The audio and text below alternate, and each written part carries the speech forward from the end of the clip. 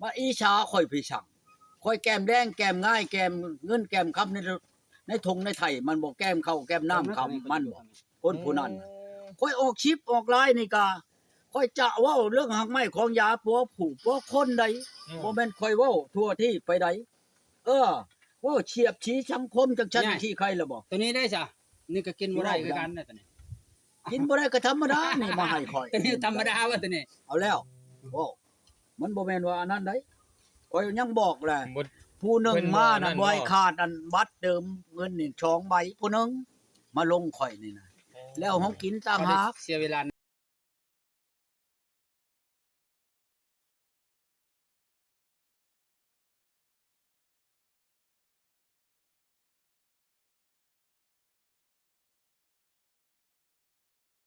บัตรกุดแค่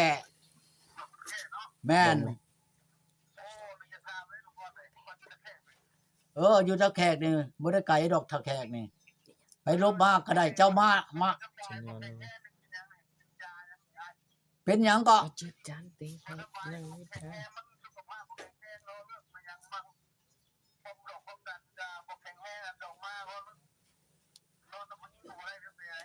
โธ่มันกระตุกมันนั่นธาตุตกแล้วอันนั้นธาตุตกต่ำแล้วอันนั้นอยู่มันก็มีนั่นแหละแนวกินแนวอันนั้นน่ะก็มีอยู่แล้วอืม มันต้องมียาดีอยู่แล้ว อืม บ่ผิดหวังถ้าโทรมาหาตูก่อน เนาะทุกคน คันอยากได้ก็มาหาบ่ยากดอก จุ่มน้ำ3 บาท โอ้ก็มีแหละบ่เว้าบ่มีได้จังสิให้เจ้ามาเสียเวลาเจ้า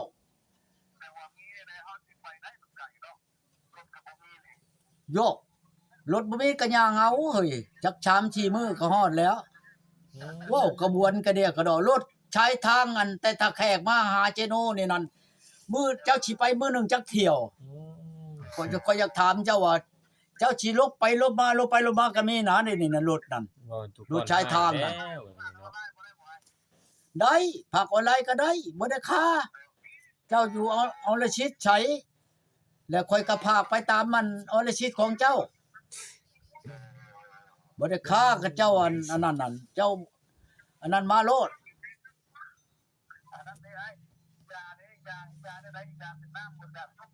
ยาต้มได้มันเป็นหวานได้อันนี้ได้มันเป็นชามฉุดมันเป็นชามหมัดปัวตัวนี้นั่นปัวแต่ละบางอย่าง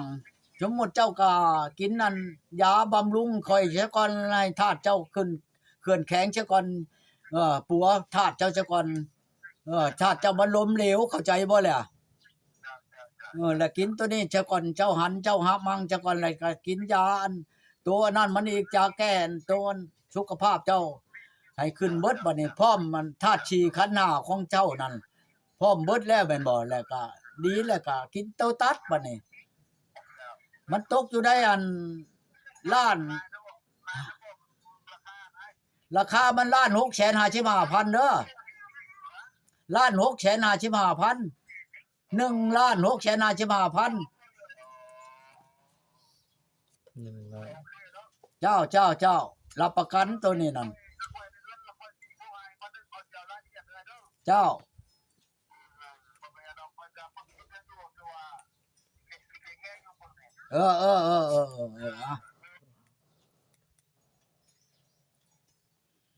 ไปหากินกูเด้อหาห้องกินกูเด้อ ไปเด้อ บ่ได้เด้อยากกินข้าวแห้งอีหลีได้ครับเขาโทรมาแล้วมันบ่รับมันคือมันสิโพ โท ด ษเนาะเอาไปตุจัน บ่ได้เอาขี่รถหยังก็แล้วแต่เจ้าแล้วเจ้าสิลงมาหาข่อยน่ะ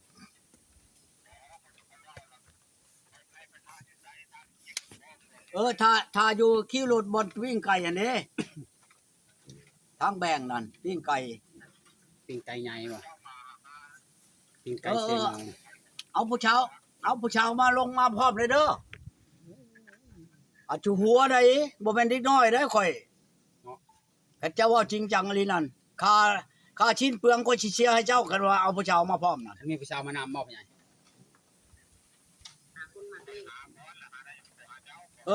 เจ้าหาได้จังมาเด้อหาบ่ได้แล้วชุว่าใกล้ข่อยได้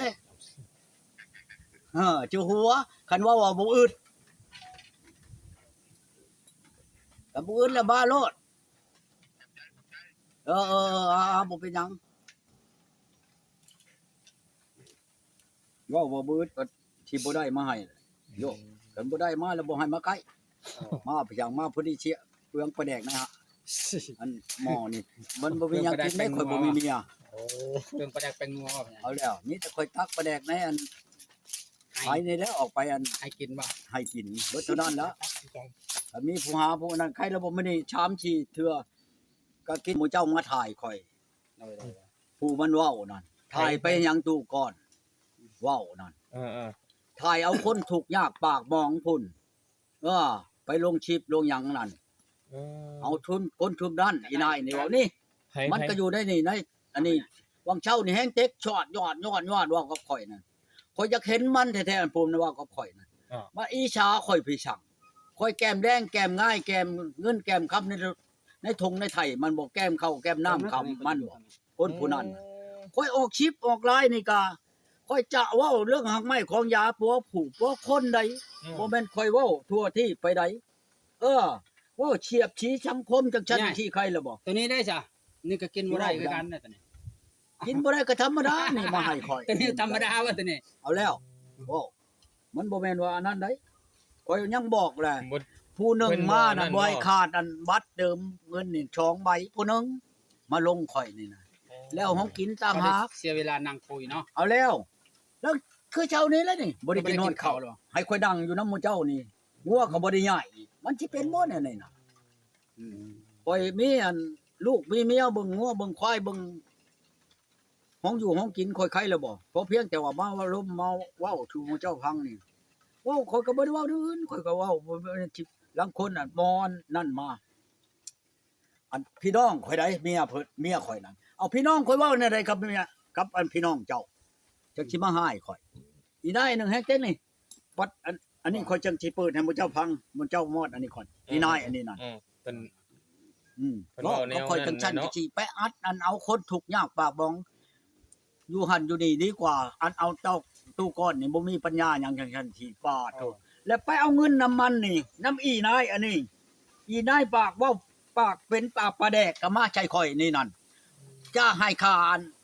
น้ำมันโหลดมาเจ้าแล้วไปหาถ่ายเอาอันคนทุกข์ยากน่ะเด้อเอาน้ำอีนายไอ้นี่อีนายปากปลาแดกนี่เว้ากับข่อยนี่ มันอยู่บ้านใดเอาค่อยจะฮู้จักบ้านมันอยู่นั่นค่อยสิโชว์เชียร์งัวผู้แกนในมันปั้นค่อยสิพาดปากบ่โลดเว้าหยังก็ข่อยบ่ลำบ่ลอยค่อยแก้มหม้อแกงแลงง่ายใครล่ะบ่ค่อยบ่ได้เว้าค่อยบ่ได้แก้มหยังค่อยเว้าแต่ว่าพื้นทางไม้ของยาเว้าพื้นลูกผู้เมียค่อยเอาชิปชาวเมียอีนายแต่งให้ค่อยจักกีบจักร้อยออกน้ำข่อยเด้น้องชายค่อยคิงๆก็ยังบ่ได้ออกน้ำข่อยบ่ร้อยว่าสิมาเว้าข่มเหงข่อยหยังค่อยมักไผก็เอาติบ่แม่นค่อยสิเอาลูกชาวมัน โว้ยข่อยว่าแจ้งได้โอ้ยมาเอาลูกข่อยในเชียร์ชาติขาดคุณลูกข่อยนี่ใครละบอกข่อยเอาคนอื่นพุ่นข่อยแต่งข่อยแปลงได้ข่อยเอาบ่แม่นข่อยเอาละล่าได้มาแล้วบ่อยู่น้ำข่อยข่อยก็ย่าผู้ได้คืนผู้บ่ได้คืนขะดองก็ดีข่อยก็บ่ได้ว่าหยังอันนี้ละมาเว้านี่บีบข่มเหงข่อยแหละอิจฉาข่อยแหละคนนั้นผู้นี้อิจฉาข่อยหยัง เงินเจ้าเองแต่งกัน เงินข่อยเองขายงัวขายควายขายไก่ขายหมูข่อยขายทั้งไม้ของยาข่อยไปแต่งลูกแปลงเมียมาอิจฉาข่อยหยังข่อยไปเฮ็ดลูกชาวมันบ่มันเสียธาตุขาดคุณคือในไหนจังเว้ากับข่อยแบบนี้มันคนบ่หรือควายอีนายอันนี้นั่นข่อยอยากถามมันอยู่บ้านใดเมืองใดตาแฉงใดบอกข่อยมาแน่ข่อยสิย่างเว้าจ้าทุในใดก็ตามเรื่องข่อยก็เว้าเรื่องอันนั้นซื่อๆข่อยไปอิจฉากันกับมันหยังเสียธาตุขาดคุณหยังอันผู้ข่อยเอาไปนั่นเอาแล้วบ่คือเว้าคักเว้าแน่แท้อีตาก้อนอันนั้นที่เข้าหีบเข้าโรงมื้อนั้นมื้อนี้เอ้ามันนั่นที่อยู่จักปีอีนายอันนี้นั่นได้บ่100ปีนั่นโอ้ยอยากเห็นเด้อยากเห็นเด้อันอยากเห็นมึงเด้นายนี่เอ้ยมึงอยู่บ้านใดเด้ตาแฉงใดเด้เป็นลูกไผเด้พ่อแว่บ่ได้จังจรบ่ว่าแบบใดแบบนี้ที่เข้าหีบเข้าโรงว่ากูน่ะมึงสิอายุได้หลายปานใดได้บ่100ปีนั่นเว้าแบบใดเว้ากับเบิ่งหน้าเบิ่งตานะแม่กูเว้าหยังเฉียบฉีกับอันลูกเมียผูกเขากูปะไปแล้วนั่น อ้าวแล้วเว้าแนวใดนี่เอาเมียจังเว้าไปล่ะพวกไปลงคลิปมันก็บ่ถามหยังถามแต่เรื่องลูกเรื่องเมียเอ้าบ่ถามเมียได้ข่อยเอาเมียหลายคนผู้มาถามเป็นไดเมียผู้นั้นเป็นไดเมียผู้นี้ก็ถามข่อยนั่นแม่นล่ะวะอันนี้มันผิดแหละผิดเพิ่นแหละบ่ตัวปานเพิ่นเป็นอีแม่ข่อยมาแต่งเมียให้ข่อยอย่าเด้อคันยันข่อยชืบทันอย่าล้างปากเจ้านั่นปากอันผู้เว้ากับข่อยนั่นน่ะแต่แท้ๆโลดมีอยู่ในหัวผูกแขนเจ้าน่ะข่อยสิบอกเจ้าเด้ออีนายนี่เด้อ ยังบ่มีไผแยบนำยัง เจ้าชุพยศพยอกหลายเด้อเว้ากับกันก็อยากได้ผู้อยากได้ยาจนชายติดชายต่อของมึงนี่นั่น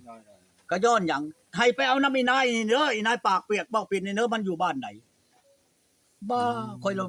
จัดข่อยหึนลูกชายข่อยโทรมาแต่พุ่นอีนายนั่นเว้ากับเจ้าคักอลีโดพ่อว่าจัง โทรมาทางบ่แล้วทางเฟซผู้ใหญ่ เอ้าโทรมาทางเพชรนี่แหละลูกข่อยอยู่กรุงเทพพุ่น บ่ ให้ไป นายนี่หานายโทรหาเจ้า เอานี่นะนี่ข่อย เบอร์ มอดดูข่อยสิให้เจ้าพังคนบ่จักให้ออกอากาศนั่นนี่เอามอด เอาหมดจะได้คือบอกกับเจ้า เออ แบบนั้น คือว่ากับประตูแบบนั้น อันนั้นแล้วข่อยจังว่ามันเว้าแบบใดแบบนี้ โด นี่ น นาย เอาคลิ นี่ ป นะ เขาลง เจ้าก็จะว่าจักใช้ปากมันล้นน่ะนี่เนาะก็ปั้นพอนี่ใช่มันก็คักนี่กับอีนายนี่ มันหันเพชรผู้ใหญ่โดนเอาคลิปยาวหันมัน บ้านนี้แล้วบ้านหน้าแล้วให้หมู่เจ้าถามชื่อบ้านนี่มันอยู่บ้านไหนไปแล้วให้มันปื้อทีน่ะขึ้นแล้วไปถ่ายเอาหีมันน่ะเขาแฮงเบิ่งคัก โอ้ย โยกมันก็บ่ได้มันบ่มีแล้วจังหวะโทรอันอยากให้เอามาตอนนี่คันว่าเว้าใช่อันชิ้นตอนปลาโตเนี่ยมันมีอยู่แล้วนำหมู่นี่ ต ก็ ลาด ดี ก็เบิดไปนะ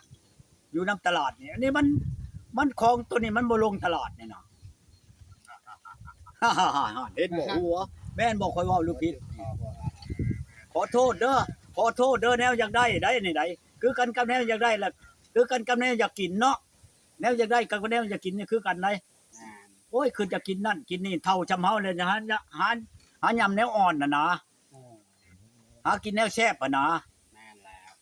แนวใดมันสิแซ่บแนวใดมันสิหอมสิหวานใน ปากนะ อันในปากในคอเฮาแล้วก็หากินตัวนั้นแหละเฮ้ยเห็นได้ฉันเฒ่าแหละเนาะเห็นบ่อีนายนั่นเว้าจังชัดจังชี้กับข่อยจะชัดปากมันอยู่เดี๋ยวนี้น่ะเว้าหยังก็บ่ดูบ่เดาใช่ต่อหน้าไป เขามาลงเพชรลงลายก็ไปหาลงเพชรลงลายคนหั่งคนอันนั้นค่อยหั่งปานใดเขาลักมาลงเช็บลงหยังค่อยก็เขาอยากถามว่ามีลูกมีเมียเท่านั้นเท่านี้ผิดเราแหละ ว่าข่อยเอาเมียเท่านั้นนี่ปานว่าเราน่ะเป็นอีแม่ข่อยละมัดอันห้ามข่อยบ่ให้เอาเมียเปลืองเงินเปลืองคำเพิ่นแน่นั่นนั่นว้าวแน่นั่นก็เป็นนะอีนายนี่นะข่อยจังว่ากันมันอยู่ใกล้น่ะฮู้จักมันป่ะข่อยลืมโทษได้ข่อยน่ะสิตีปากอีนายนี่นะมื้อใดข่อยเอาเมียผู้ใดแท้เราช่อยฮอด100กีบน่ะบ่เอาแต่นั้นแต่พันแต่ชองนั่น100กีบแล้วก็บ่ได้ช่อยข่อยไม่ใช่กันกับข่อยนี่มาลงชิปลง อันนั้นมาชงข้อความมาข่อยบ่าคนบ่ได้ควายอันใดเนาะ